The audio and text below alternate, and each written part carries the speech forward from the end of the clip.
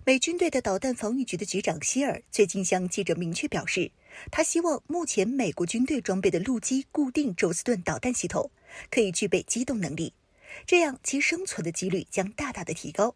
而且这种机动型号的宙斯盾系统将有效地防止自己不被电磁脉冲武器彻底摧毁。Hello， 大家好，欢迎收看本期迷彩虎，我是虎妞。近日，我火箭军试射了2发射程超过900千米的东风15改型中程弹道导弹，引发了国内外媒体的广泛关注。其主要原因来自于报道导弹打击目标状态时的用语。一般央视媒体报道导弹摧毁目标时，无非就是击毁、摧毁这2种表述用语，而这次试射导弹摧毁目标的用词为瘫毁。再结合此次试射，据军事专家分析，可能采用了新型技术的弹头。以上这些综合因素使外媒认为，这次试射的东风15导弹可能是携带了电磁脉冲弹头的新型导弹。美媒对此表达了担忧。恰逢此时，美军队的导弹防御局的局长希尔最近向记者明确表示，他希望目前美国军队装备的陆基固定宙斯盾导弹系统可以具备机动能力，这样其生存的几率将大大的提高。而且这种机动型号的宙斯盾系统将有效地防止自己不被电磁脉冲武器彻底摧毁。目前，美国在欧洲部署了2套不能移动的此系统防备俄罗斯，而美国海军上将戴维森也呼吁在关岛部署一套此系统，用来防止中国的空中打击。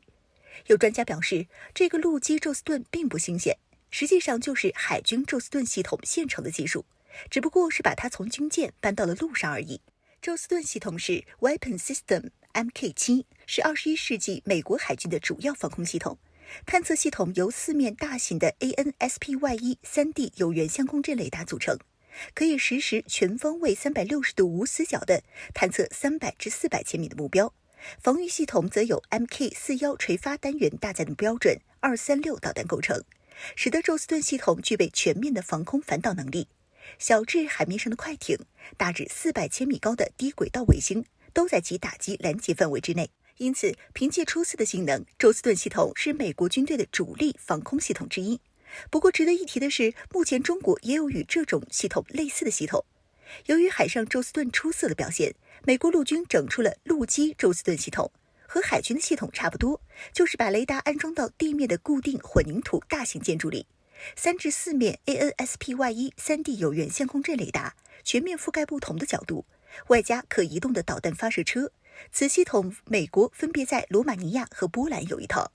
但是由于陆基宙斯盾系统是固定的雷达系统，容易遭到高超音速导弹或者电磁脉冲炸弹的打击，因此美国导弹防御局局长希尔就因此提出了，为了防止遭受电磁脉冲或其他导弹，打算将在关岛部署可以彻底机动的陆基宙斯盾，以提高生存能力。不过有不少网友提出疑问，电磁脉冲到底有何威力？为何使得美国方面这么忌惮？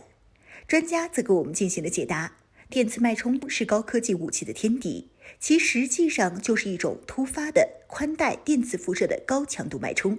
现在的美军装备，无论是坦克、战斗机、军舰、雷达、导弹等等，没有不使用半导体元件和电子系统的。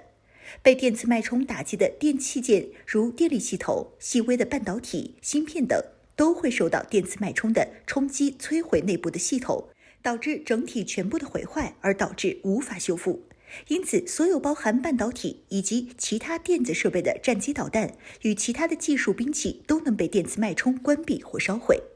简单举个例子，如果一支美军的航空母舰战斗群遭到数十发携带电磁脉冲弹头的 DF-21 导弹打击，整个舰队的军舰防御系统将因为短路失去作用而无法使用雷达和发射导弹，航空母舰上面的雷达、舰载机全部报废了，整个舰队动力系统也会停止运作，这些船只只能在海上停滞。更要命的是，这些系统被毁坏是无法彻底修复的，已经彻底的报废了，无法全面修复。此时他们唯一可以使用的武器，就是他们手中只能靠机械激发的枪支武器。但是面对对方的健全的打击系统，这些失去作战能力的军舰就是一个靶子，毫无还手之力的靶子。因此可以看出，电磁脉冲武器对越是先进的军队打击能力越高，尤其是美军这样高度信息化、网络化的职业军队而言，失去了这些电力、网络、数据的加持，其作战能力会迅速地退化到二战水平。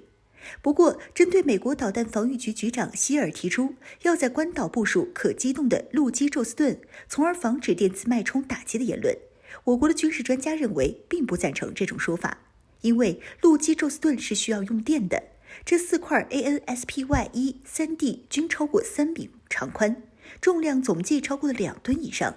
这么大的雷达系统方不方便移动不说，其强大的功率需要足额的电力供应。关岛就这么大点地方，供电设施就那么几个，用搭载电磁脉冲弹头、弹道导弹攻击岛上的军用电力系统，就能导致陆基宙斯盾彻底的瘫痪。